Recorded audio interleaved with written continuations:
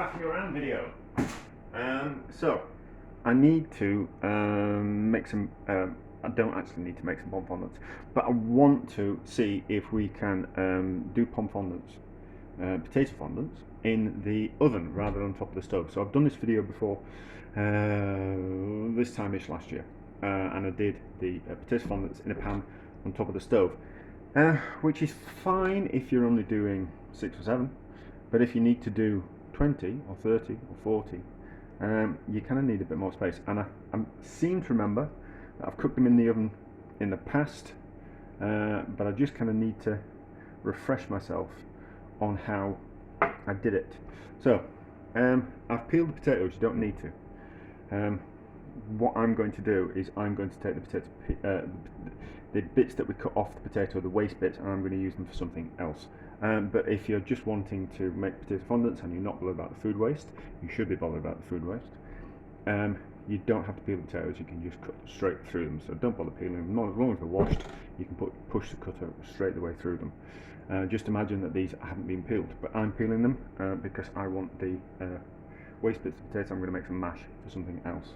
So, oversized baked potatoes, and you need a pastry cutter, which, well, it's a pastry, well, it's not a pastry mold, it's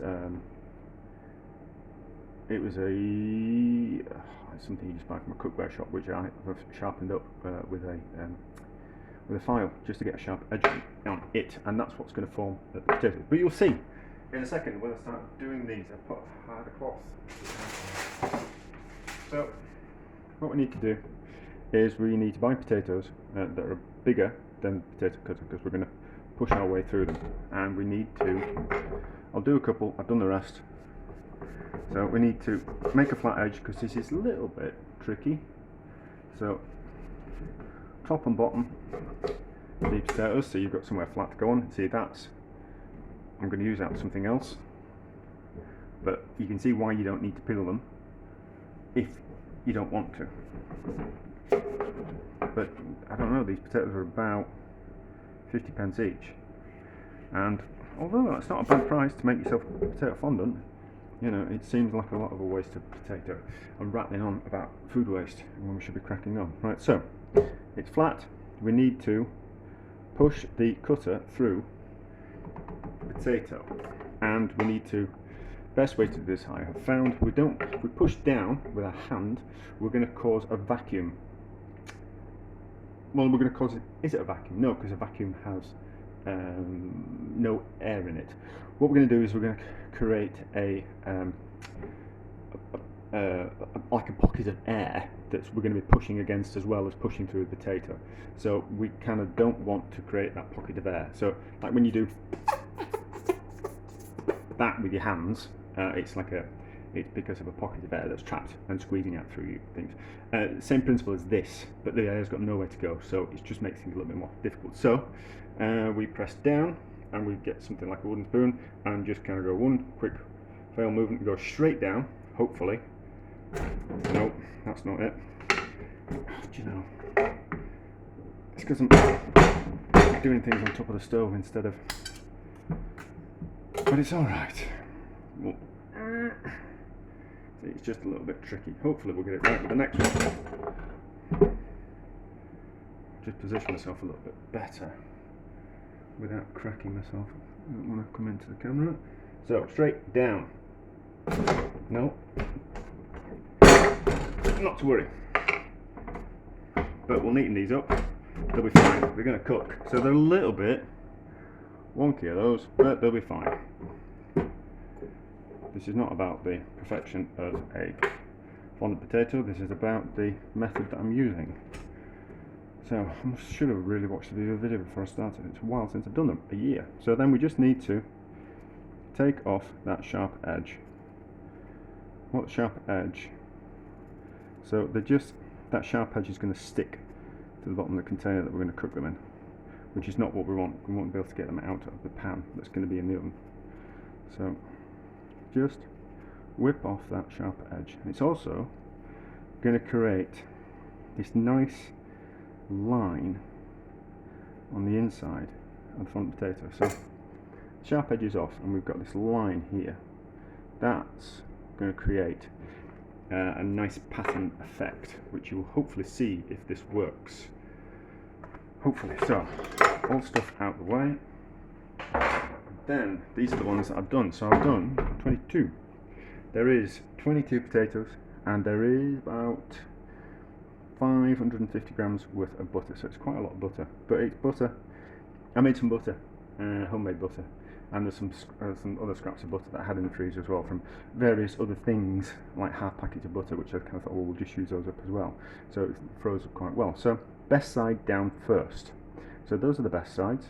Those are a bit ropey, but that doesn't matter because we're going to serve that side up. So press the good side down into the butter. That's that way. That's that way. Like that. And then we want to season. So although it is salted butter, we still need to be kind of quite generous with the salt, because the salt needs to penetrate into the potatoes. So it looks like it's quite a lot of salt, but it's not really. And we're not seasoning the potatoes, we're seasoning around the potatoes, because we're going to add some water. And what's going to happen as the potatoes cook, that's enough salt. As the potatoes cook, there's going to be some water, and there's going to be some put some water in. And there's going to be some, and the butter will foam, and it will cook the potatoes. So it's pointless seasoning the potatoes on top, because all that will do is just dry out potatoes. So we just need some water in there. What we're aiming to do, by the time half the potatoes are going to cook in the oven, so hopefully by the time the potatoes half cooks, the water will have evaporated, and as the water evaporated, the butter will start to foam into beurre noisette, and will give us a nice caramelized top to the potatoes. Top is in the bottom. The top is at the bottom at the moment, so we're going to turn them over. So hopefully, by the time the potatoes are caramelized on that side, which is the bottom at the moment, but will be the top. That sounds like a Tommy Cooper thing, an old British comedian and magician, if you didn't know. As the water evaporates, they'll cook, they'll start to caramelise, we'll get a nice pattern on the bottom. Hopefully by the time the water has evaporated, the potatoes will be at the stage of being cooked. We can always add a little bit more water if need be, but it's difficult to kind of get rid of that water. So we're only going to put a bit in, and we might add a little bit later. Then, baking parchment on top, because we don't want the tops to roast. We want them to be protected, and we don't want that water evaporating off too much. So I'm going to put it in the oven at 150 degrees centigrade. I'm sure we work in centigrade. Does it say C? No, it doesn't. No, it doesn't. It doesn't say C, but I'm sure it's C. 150, and then we'll kind of cook them for 20 minutes, and then we'll see what they'll look like after 20 minutes. So we're on 175, and as you can see, the butter's starting to foam, which is what we want. So we'll carry on cooking up 175. I think we will put a little bit of butter on the top of these, because otherwise they're going to stick to that paper. But as long as they caramelise on the bottom, which is then going to be the top, that's the most important bit. So I don't want them drying out. I don't want them drying rather than cooking, because you can dehydrate things a little bit too far. But the solids in the butter are starting to caramelise, which is what we want. So 175 degrees is the way to go. They've been in for about 45 minutes, something like that. Obviously going to take a little bit longer, but that's fine. It's, instead of having to keep an eye on them on top of the stove, you can just put them in the oven, and hopefully they'll cook there. But as you can see also as well, around the sides of the pan there, it's all starting to caramelise, which what we want, which is going to caramelise them up the sides as well, and they'll look rather pretty. So we have some colour on the bottom of the tray. So I'm a little bit concerned about wanting to cook them anymore, because they're feeling a little bit soft. I don't want to overcook them, and these ones around the edge have just taken on a bit of colour. These ones here look like they'll be good, so we'll just kind of have to see. So we'll let that cool for a bit, and then we'll see if we can get one turned over, and then it'll be a case of finishing off the cooking. We'll turn them over and finish off the cooking on that way, but they've soaked up a lot of that butter, taken on some flavour with them. They're good. Fingers crossed. I think these ones on the outside will have taken on some nice colour. These ones maybe not, but we'll have a look. We'll let it cool down, turn the oven off, and then we'll have a look at them. It's a bit of a pain to get them out, but we'll see how we go. Right, we've cooled a bit. Well, let's have a go at turning a few over. So the first one's always a bit of a pain. Let's see how that looks. Oh, that's good. Hasn't got that crisp line around the edges that you normally get with cooking them in a pan, but we're doing things on mass. Right, so these are going to need a little bit longer cooking, which is fine. No, there's no colour on those.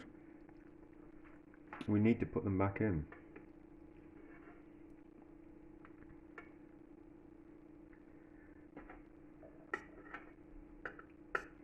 Yeah, these need longer. Right, so we'll put them back in and give them a bit more colour.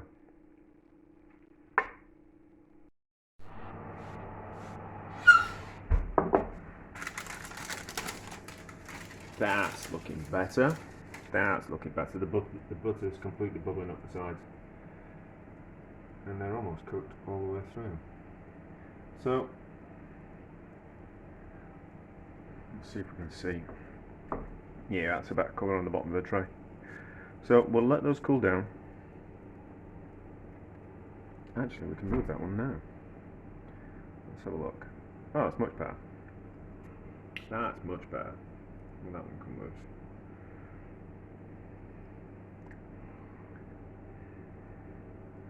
There we go, they're much better. With this palette knife, we might be able to turn these over now, and then just put them back in the oven for half an hour, and then they'll be ready. I don't think these. No, it's alright. So you can just see on that one there, it's got that line. I think doing them in a pan's better, but sometimes you haven't got space on top of the stove.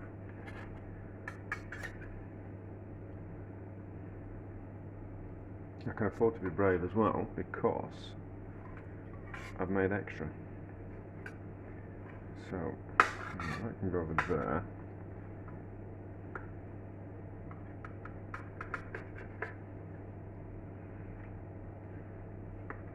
They're alright. I'm not 100% happy with them. They certainly wouldn't be good enough for some of the places that I worked. That was good. That's not just quite.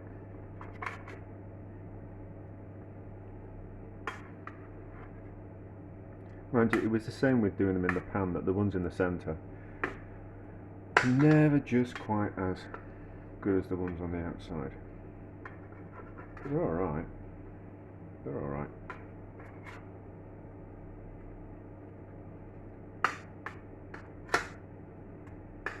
That's a good one. So you get that line where you've taken the edge off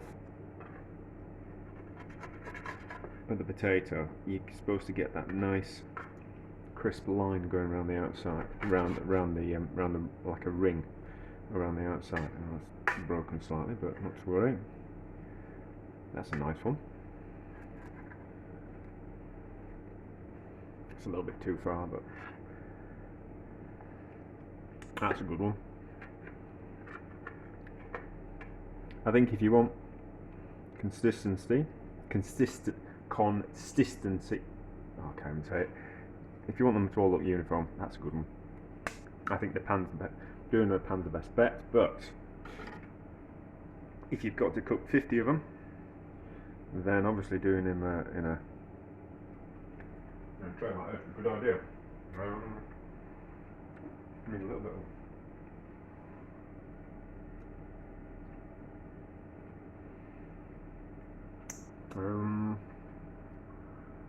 do want a little bit of water. Yeah, just a little bit of water.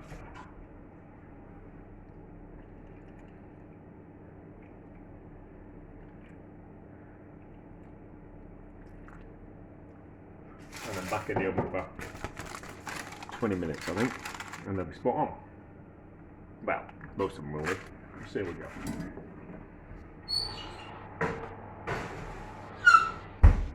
Yeah, so for the record, I was cooking them at 175 for the whole way through.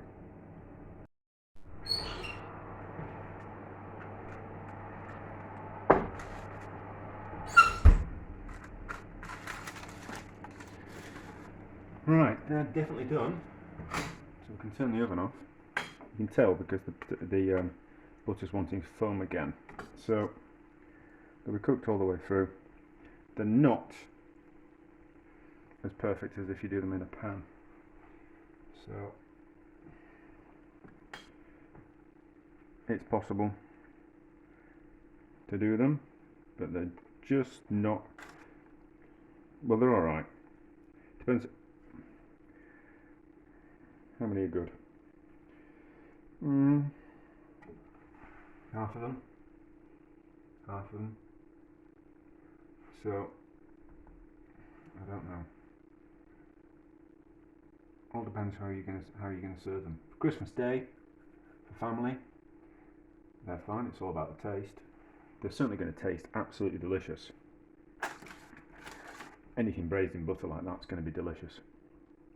But fancy restaurant, not good enough. Yeah, what they're like on the bottom. Let's just flip a few over. I'd say they're alright on the bottom. We'll have to see which side are better. Like some of these, the other side might be better. No, you see the other side's better on that one. So always put the service side up. No, that one's better on that one. So we can just go through and see which sides are better. That's better on that one. That's better. That's better. Those are going to be better. Not these dark ones. No, they're just like the roasted. Yeah, so some are going to look better on one side than the other. I mean, maybe if I was to do them again, I would